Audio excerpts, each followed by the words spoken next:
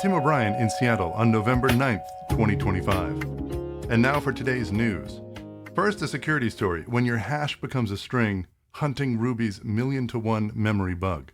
This is a story by way of Hacker News, Maciej Mensfeld's personal blog. He talks about fixing a bug in Ruby's FFI library, the foreign function interface that bridges Ruby and C code. FFI was missing, quote, write barriers that tell Ruby's garbage collector which object C is holding onto.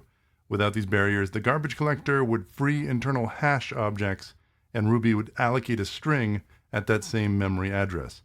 This sounds potentially insecure.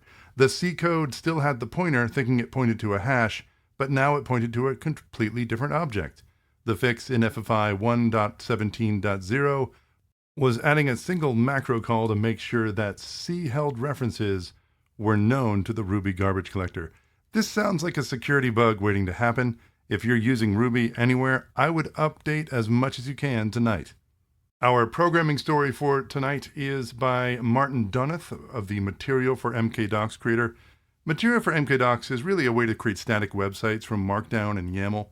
And if you're into creating open source projects or you need a static site, then there's a project called Zensicle, ZRX. It's a new differential build engine built as its own open source project. It handles differential builds, caching, and data flow orchestration. It enables a 5x increase in site builds compared to the old setup. And they also built a tool called Disco, which is also open source. It's a custom client-side search engine to replace the unmaintained library that they were stuck with. So the entire stack is MIT licensed. It's interesting. More and more people who are not programmers necessarily are starting to understand what Markdown is because it's an important part of writing prompts for both OpenAI and Anthropic. So if you're interested in this project, Zensicle, ZRX, see the show notes for links. And tonight's Weird Bucket story is unfortunate. I am Mark Zuckerberg. So Mark S. Zuckerberg is an Indiana bankruptcy attorney. He's in Indiana, and he has the same name as the founder of Meta.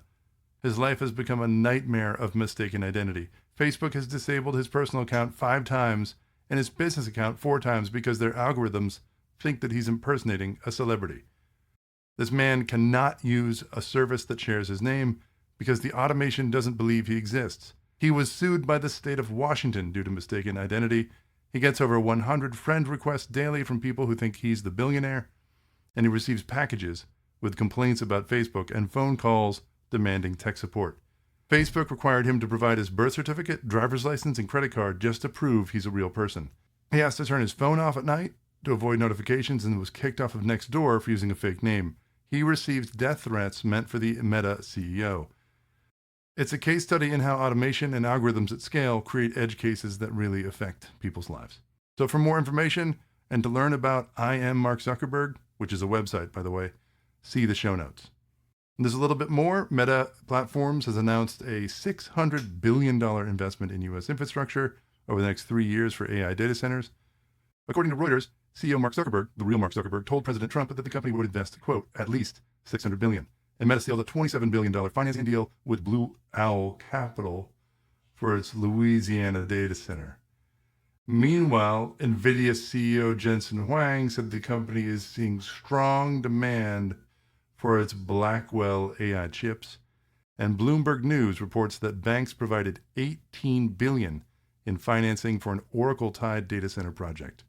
OpenAI CEO Sam Altman is urging the U.S. government to expand the CHIPS Act tax credits as AI companies face large capital requirements and some executives raise concerns about a potential bubble. That's the news for November 9th, 2025. Thanks for listening.